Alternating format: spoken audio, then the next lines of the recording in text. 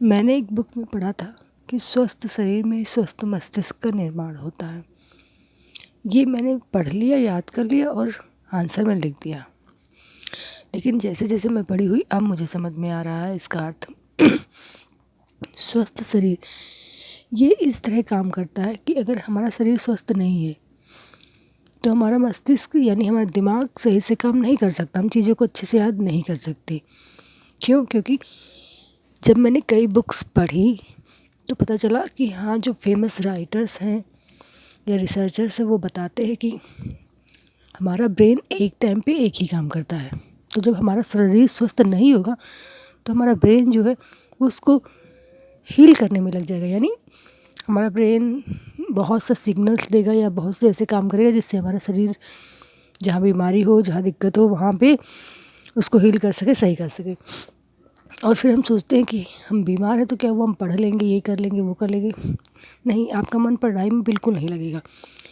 तो पहले अपने शरीर को समझिए, उस पर काम करिए।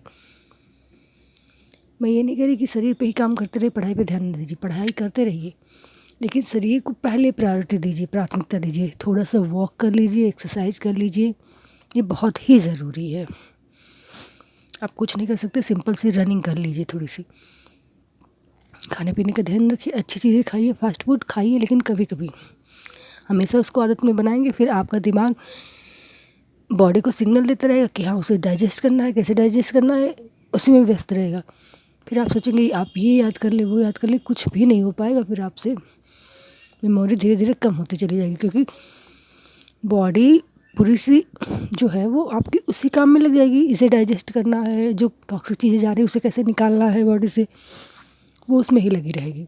ये चीज़ें होती हैं पर आपको नहीं समझ में आएगा कि हाँ, हमारी माइंड में क्या क्या चल रहा है, वो किधर किधर काम कर रही है। तो अच्छा खाइए, एक्सरसाइज करिए और आराम से पढ़िए बिना किसी टेंशन के, और अपनी मंजिल तक पहुँचिए। धन्यवाद।